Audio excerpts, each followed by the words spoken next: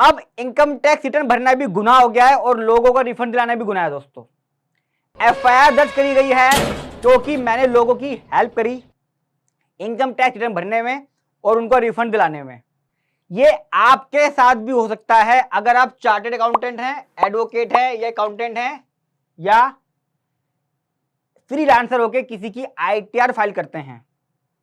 88% पिछले साल के रिफंड आ चुके हैं 23-24 के एवाई के और 2,45,000 करोड़ के रिफंड इशू हो चुके हैं। बच्चों वालों के अगस्त में आ जाएंगे या मार्च तक सारे रिफंड अकाउंट में आ जाएंगे। लेकिन यह इशू क्या है, जब रिफंड आ रहे हैं रिफंडों के अंदर धांधली बहुत ज्यादा हो रही है। वैसे मैं छोटी सी बात बता दूं, एफआईआर मुझ पर दर्ज नहीं हुई है लेकिन एफआईआर दर्ज हुई है। जम्मू एंड कश्मीर के अंदर 405 एम्प्लॉइयों को जेल भेजा जा चुका है, एफआईआर दर्ज हुई है और जिन्होंने उनकी आईटीआर भरी है वो भी जेल में है, एफआईआर उन पे भी दर्ज हो चुकी है बोगस रिफंड के लिए। तो आज को कैसा लगा जब मैंने बोला कि मुझ पर एफआईआर और मैं जेल में हूं, वो फीलिंग आप सोच सकते हैं। और आपको कुछ बातों का ध्यान रखना है। क्या ध्यान रखना है, उससे पहले मैं आपको दिखाता हूं इनकम टैक्स का एक नोटिस जिसमें कुछ क्वेश्चन बहुत सीरियस पूछे जा रहे हैं हम लोगों के बारे में जो आईटीआर फाइल करते हैं। देखिए दोस्तों, यहाँ पे सबसे पहले पूछा जा रहा है एचआरए के बारे में और जितने भी आपने डिडक्शंस लिए हैं, एटीसी, एटीडी, डीडी, डीडीवी, सारे डिडक्शंस जो लोग ले रहे हैं उसके बारे में पूछा जा रहा है। होम लोन के बारे में पूछा जा रहा है। डॉक्यूमेंट्री एविडेंस क्लेम करना है, डॉक्यूमेंट्री एविडेंस भी देने हैं। साथ में पूछा जा रहा है आप नाम दीजिए, एड्रेस दीजिए, contact number of the CA, advocate, income tax return practitioner who has prepare and file your return. ये क्वेश्चन जो है ये है बड़ा खतरनाक, जिस पर वो एक्शन ले रहे हैं। चलिए चलता हूँ अब मैं इतनी स्क्रीन की तरफ। देखा आपने क्या क्वेश्चन पूछा रहे हैं। अब क्वेश्चन क्यों पूछा रहे हैं यही बताता हूँ। जब हम प्रोफेशनल किसी की आईटीआर भरते दोस्तों तो हमारा आईपी एड्रेस जाता है, यानी कि पता चल जाता है कि आईटीआर किस कंप्यूटर से भरी है और वो वाईफाई या जो भी इंटरनेट था प्रोवाइडर किसके नाम से इश्यू हुआ है।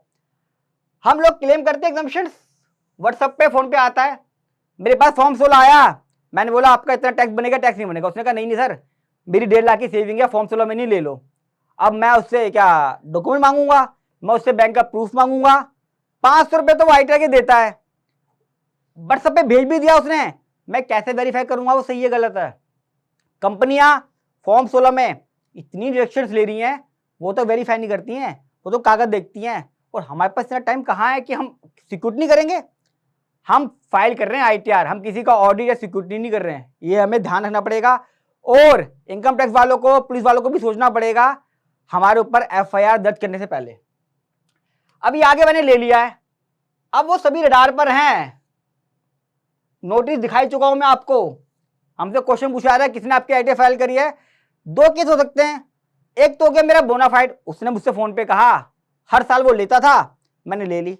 कई बार केस में क्या हुआ, मैंने पिछली बार देखा उसका एटीडी था, मेरे पास भी किसी की आईटीआर आती है, मैं पिछले साल देखता हूँ कि इसका एटीडी भी था, इसका ये भी था, अच्छा ये ले लिया। उससे पूछ लिया तेरे पास था, उन्होंने कहा जी मेरे पास है, अभी तो मैं बाहर हूँ, कागज शाम को दूंगा। भैया शाम को तो साइट ही नहीं चलेगी, अगर कोई 31 जुलाई को आया तो क्या होगा। अब सब रडार पर है। प्रोफेशनल मिसकंडक्ट तो हो गई होगा हमारा, अगर हम प्रैक्टिसिंग चार्टर्ड अकाउंटेंट हैं या प्रैक्टिसिंग एडवोकेट्स हैं, टैक्स एडवोकेट है या अकाउंटेंट हैं या हम फ्रीलांसर है, हमने अपने आप को कहीं रजिस्टर करा रखा है तो हमारे पास एक्शन होगा। और हम पाए गए अगर किसी स्कैंडल में या रैकेट में, किसके लिए, बोगस क्लेम रिफंड के, तो दोस्तों जिस तरह जम्मू एंड कश्मीर में हुआ है और जो मैंने आपको शुरू में बोला आपको फील हुआ कि हाय ऐसा कैसे हो गया, बहुत ही बुरी फीलिंग आती है जब इस तरह के केस लग जाते हैं। हो सकता है उसने फोन पे बोल दिया, हालांकि जो जम्मू कश्मीर का केस बता रहा हूं जहां पे सब जेल में है, एफआईआर दर्ज हुई है, उसके अंदर तो स्कैंडल ही था। तो अगर आप स्कैंडल पाए गए तो आप नहीं बचोगे, लेकिन आपके पास बोनाफाइड बिलीफ था, आपके पास रीजनेबल कॉज था। क्या उसने मुझे फोन पे बोला, मैंने बता दिया, उसने मुझसे कहा मैंने ले लिया, उसकी पिछली आइटम में था तो मैंने ले लिया, और मैंने किसी तरह की भी उससे बेनिफिट नहीं लिया है। बहुत इंपॉर्टेंट पॉइंट बोल रहा हूं मैं, बेनिफिट, यानी कि उसकी फीस 1500 रुपये थी आईटीआर की, तो मैंने 1500 ही लिया है। अगर उसका रिफंड 1 लाख आया और आपने फीस ले ली 15,000 की, तब क्वेश्चन उठेगा भाई तो आईटीआर के 15,000 रुपये ले रहा है, इसका मतलब आपने उसकी बोगस रिफंड लेने में हेल्प करी है और उसके बदले कमीशन भी चार्ज करी है। 15,000 रुपये जो लिया है ना, वो उसी का नतीजा है। अब क्वेश्चन ये उठता है कि मैं करूं क्या। 2 बातें इसमें है। पहली ये, आप अपने क्लाइंट को एडवाइस करिए कि अगर उसने आईटीआर यू में मतलब ITR जो भरी है उसमें बोगस क्लेम देते हैं, आपकी नॉलेज में है, आप उसकी ITR और रिवाइज ITR जरूर भर दीजिए टैक्स के साथ। अब क्वेश्चन क्या आता है, शुरुआत में जब हम बिजनेस करते हैं स्टार्टिंग में हमें क्लाइंट को खुश करना होता है। जब प्रैक्टिस सेट हो जाती है ना, तो जो बात मैं बोल रहा हूँ ये प्रैक्टिस सेट होने के बाद बोली जाती है, ये कर लो वो कर लो।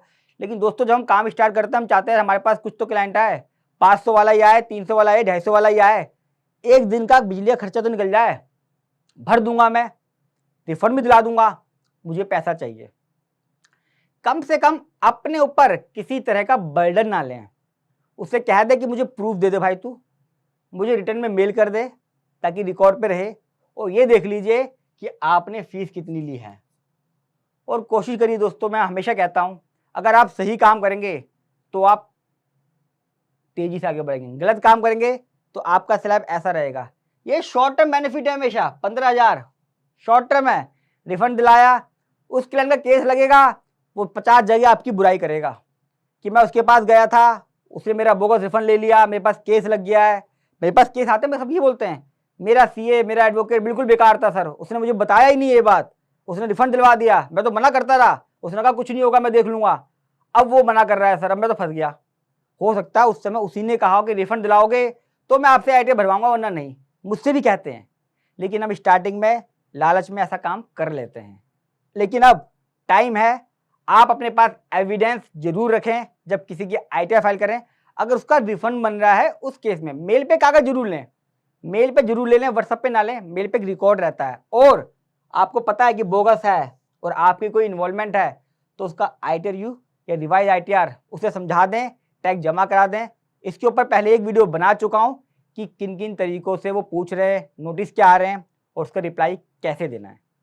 दोस्तों बहुत ही इंपॉर्टेंट वीडियो है। एज ए प्रोफेशनल कलीग मैं चाहता हूं जिस तरह मैं हूं बाकी लोग भी उसी तरह उस चीज़ को अपनाएं, क्लाइंट को सही एडवाइस करें। फीस ले मना नहीं है, ये हम लोग हैं जो फीस नहीं मांगते हैं। स्टार्टिंग में मैं समझता हूँ दिक्कत आती है, थोड़ा थोड़ा काम देना पड़ता है। मैंने भी स्टार्टिंग में करा, ऐसा नहीं कि मैं स्टार्टिंग में नहीं करा है, मैंने भी 500 रुपये में ITR भरी है, खूब क्लाइंटों को बनाया है। लेकिन मैंने एडवाइस हमेशा सही करी है, मैं क्लाइंट को एडवाइस हमेशा सही करता हूँ, वो मेरे से काम कराए या ना कराए।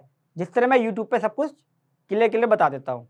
फर्स्ट टाइम आ रहे हैं मेरे चैनल को सब्सक्राइब कर लीजिएगा और लाइक जरूर कीजिएगा, और वीडियो कैसी लगी ये जरूर बताइएगा। किसी टॉपिक पे चाहते वीडियो बनाऊँ मेरे कमेंट बॉक्स में लिख दीजिएगा, मैं हर एक टॉपिक पे वीडियो बनाता हूँ।